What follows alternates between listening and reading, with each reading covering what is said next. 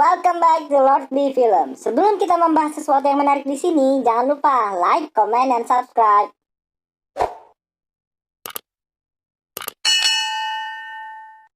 Kali ini, kita akan membahas tentang film Kiss of the Damned yang dirilis pada tahun 2012 dan disutradarai oleh Alexandra Cassavetes. Film ini menceritakan tentang manusia yang jatuh cinta kepada vampir. Bagaimana keseruannya? Yuk, langsung aja masuk ke alur.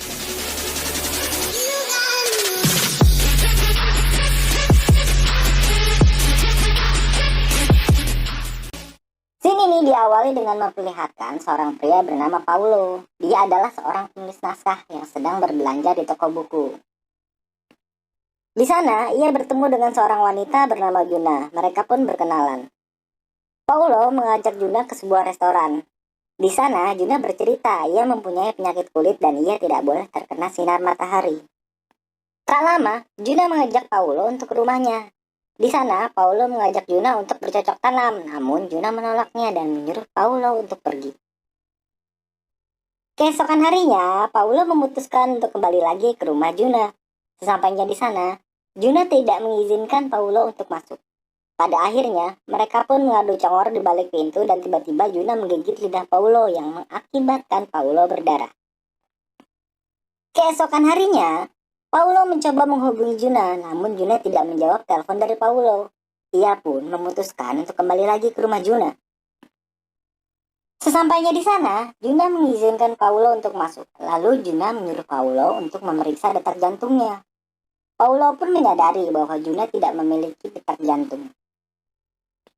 Juna mengatakan bahwa ia adalah vampir, namun Paulo tidak percaya akan hal itu. Lalu Juna menunjukkan sesuatu kepada Paulo. Terlihat Juna yang sudah dirantai di atas kasur. Di sana, Paulo mencoba untuk menggarap kebun pribadi milik Juna. Seketika itu, tiba-tiba mata gigi Juna berubah. Namun bukannya takut, Paulo malah membuka rantai tersebut dan melanjutkan untuk bercocok tanam. Kalau gue jadi Paulo sih mending lari. Ya namanya juga cowok, udah terlanjur Shanghai apapun pasti dilakukan. Dan akhirnya Paulo pun mulai bercocok tanam di kebun pribadi milik Juna. Pada akhirnya, Paulo tergigit di bagian leher yang membuat dia berubah menjadi vampir.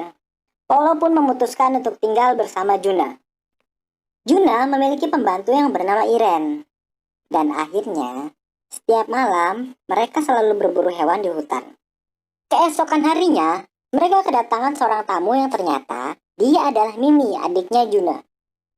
Ia juga seorang vampir yang memburu manusia, berbeda dengan Juna dan Paulo yang hanya berburu hewan untuk makanannya. Tak lama, mereka pun berbincang. Juna nampak tidak senang dengan kehadiran Mimi.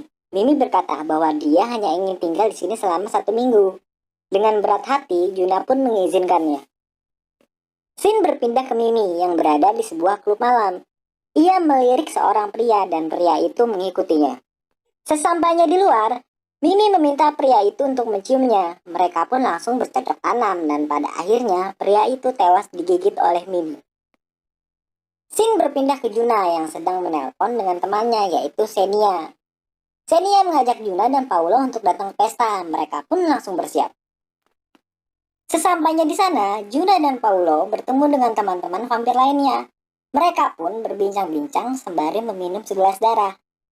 Tak lama berselang, muncullah Mimi. Turut menghadiri pesta tersebut, Xenia pun menyambutnya. Para vampir berkumpul di suatu ruangan membahas mengenai kelangsungan hidup mereka ke depannya. Mereka membahas berbagai hal termasuk perlindungan militer terhadap kaum vampir. Xenia menyarankan agar para vampir lain tak terlalu boros dalam meminum darah. Hal itu karena FDA belum menyetujui darah sebagai makanan, sehingga menyulitkan akses darah untuk para vampir. Scene berpindah di rumah Juna. Tampak Mimi yang sudah berada di rumah dengan seorang pria dan seorang wanita yang sedang mantap-mantap. Mereka tampak bergairah melakukan adegan trisam. Pas lagi sange-sangenya, tiba-tiba Juna dan Paulo pulang dan memergoki mereka yang sedang melakukan mantap-mantap. Juna pun marah dan memesan taksi untuk kedua teman Mimi. Saat dua teman Mimi sedang menunggu taksinya, Mimi langsung membunuh 2 orang tersebut. Tak lama taksi yang dipesan oleh Juna datang dan menanyakan di mana penumpangnya. Juna menyadari bahwa Mimi sudah membunuh dua orang tersebut. Sontak, Juna mencari keberadaan Mimi. Saat bertemu, mereka terlibat adu mulut. Juna marah karena apa yang dilakukan Mimi dapat membahayakan kaum vampir. Mimi yang tak terima mencekik Juna hingga menggantung di tembok. Nampaknya Mimi mengabaikan apa yang diperingatkan oleh Juna. Malam itu, seorang pria mendatangi bar mencari Paulo. Itu adalah Ben, agen dari Paulo. Dia pun tahu alamat Paulo dari bartender di bar tersebut dan langsung menuju rumah Paulo. Sesampainya di sana, Paulo menyerahkan hasil pekerjaannya ke Ben. Dan kemudian, mereka makan malam bersama. Ben meminta untuk menginap dan Juna mengizinkannya. Di pagi hari, Juna bangun dan memeriksa kamar Ben. Dan dia hanya menemukan sebuah dompet dan kemeja Ben yang bersimpu darah tanpa ada orang di dalam kamar. Juna tampak panik dan menelpon Xenia. Juna berbicara kepada Xenia tentang adiknya Mimi, apa saja hal buruk yang telah dilakukan Mimi. Suatu hari, mereka datang untuk menonton pertunjukan Xenia, tak terkecuali Mimi. Saat keluar teater, Mimi berbicara pada gadis muda penggemar Xenia. Dia adalah Anne. Mimi mengajak Anne untuk bertemu Xenia dan meminta nomornya. Di scene ini, saat Paulo sedang mandi, tiba-tiba Mimi menghampirinya. Paulo pun tergoda dan akhirnya menggenjot adik kekasihnya sendiri.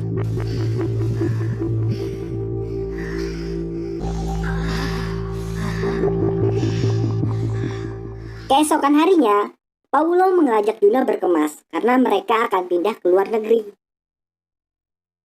Di sisi lain, tampak Mimi datang ke rumah Xenia bersama Anne. Xenia pun tak senang Mimi membawa Anne ke rumahnya. Karena takut tergoda meminum darah Anne yang masih perawan. Xenia sudah 40 tahun tidak meminum darah manusia dan sudah 100 tahun tidak meminum darah perawan. Namun, memang itu niatan Mimi. Dia ingin Xenia meminum darah manusia lagi. Karena itu, dia sengaja memberikan gelas minum pecah kepada Anne yang kemudian melukai bibirnya. Melihat darah keluar dari bibir Anne, Xenia tak kuasa menahan nafsunya. Akhirnya, Xenia benar-benar memangsa Anne. Di lain tempat, Paulo sedang berbincang dengan Juna. Paulo mengaku kalau dia telah bercinta dengan Mimi. Juna menangis. Lalu, ia pun mengakui yang telah memangsa Ben adalah dirinya, bukan Mimi. Scene berpindah ke Mimi yang sedang dalam perjalanan dengan sebuah mobil. Setelah hampir sampai di rumah, ia mengalami kecelakaan dan terluka parah. Ia mencoba keluar dari mobil untuk menuju rumah. Namun, sialnya, fajar akan segera tiba, dan Mimi pun perlahan terbakar oleh sinar matahari. Dia melihat pembantu Juna, yaitu Irene. Ia meminta Irene untuk membantunya. Namun, Irene malah mengabaikannya dan Mimi pun tewas saat itu juga. Scene berpindah ke Paulo dan Juna yang sudah bersiap untuk meninggalkan rumah. Saat ingin pergi, seketika ia melihat kantong sampah hitam yang bergerak di belakangnya. Lalu, ia pun mengabaikannya dan melanjutkan perjalanannya. Dan film pun tamat. Di sini saya bingung, apa yang ada di dalam kantong sampah tersebut? Apa mungkin tubuh Mimi yang sudah dibungkus oleh Irene? Oh ya, kalau kalian punya rekomendasi film menarik lainnya, komen di bawah ya. Thanks for watching. See you in the next video.